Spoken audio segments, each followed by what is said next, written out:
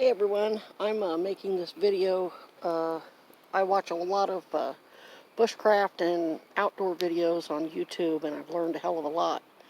And I'm making this video. I watched a video that Dave Pearson, his channel is called Really Big Monkey, and he comes up with a whole lot of different ideas to deal with different situations. And I commented on his one video where he took some duct work.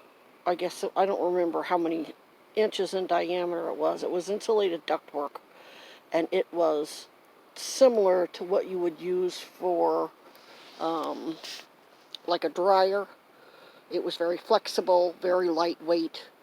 And he took a certain length of it and he put one end of it over the top of a stream where the temperature was 80 degrees, and he had a little handheld thermometer.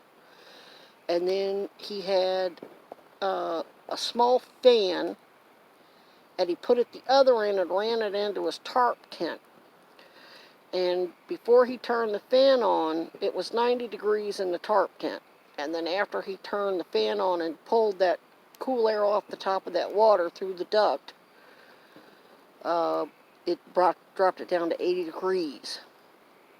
Now it got 90 degrees here today, but it gets so cool so quick, and it gets, where I'm at in Burlington, it gets down to, the 60s every night. So, but it still can get muggy, and when it's during the day and you need some cool air, this is what I've developed.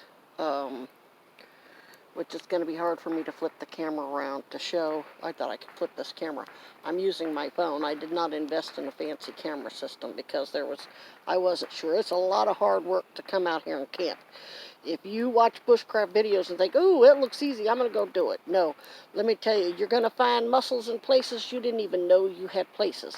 Because crawling around terrain, you need the proper shoes. You've got to have hiking shoes, so that you're not, because when you walk on ground that isn't developed, like say a sidewalk or a lawn or a park, when you're walking on uneven ground because of leaves that have fallen and made little mounds, and there's branches that have fallen underneath that, you really need good shoes that are going to protect your feet and your ankles and not be sliding around and, not getting bit by snakes or bugs or whatever. I treated mine with sawyers.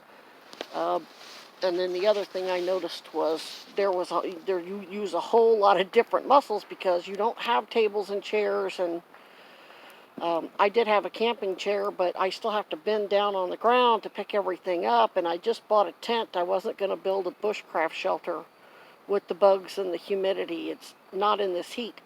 In the wintertime, I will build a bushcraft shelter, and let me tell you, it's a lot harder than it looks.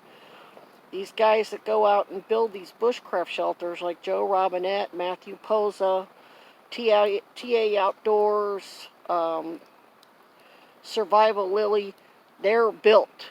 I'm 50 years old and stage 4 cancer. Anybody, I don't care whether you're young, cancer, no cancer, doesn't matter. When you go out and you start sawing down logs and sawing them to the correct length, you're using muscles all over. I mean to tell you, the first day I was out here, I passed out. I was in so much pain, thought I was going to die. And over the past 2 days since I've been out here, all the pain is gone, because plus the quarantine atrophy too. You develop atrophy. We were all quarantined and we weren't using anything, and now you use every muscle in places you don't know. So just a little tip to let you know it's not as easy as it looks. And I'm going to try to turn the camera around, and I'm not sure if I'm going to be able to get... No, you can't see anything.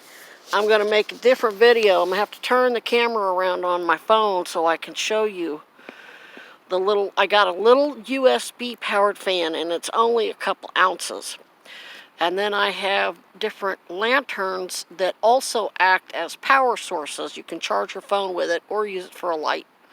But I also have 2 Anchor Core 20 20,000 milliamp, I think they're the biggest, some of the two of the biggest USB power banks that you can get. And this little fan, it lasts for a good 6-8 hours. And that I put it up in the top of the tent, and it pulls the cool air down into the tent because I don't have my rain fly on. I have a big ripstop nylon tarp, 10 by 10 over my tent. So when it rained yesterday and we got it good, I was high and dry. My tent didn't even get wet. Nothing in the tent got wet. So I like to thank all of you who do videos on showing how to put a tarp up, showing how to tie the knots, how to guy it out. That was all very helpful. And I mean, everybody, I've watched so many videos, I can't really, name everybody, but yeah, so I'm going to stop right here and then upload another video, make another video on the fan.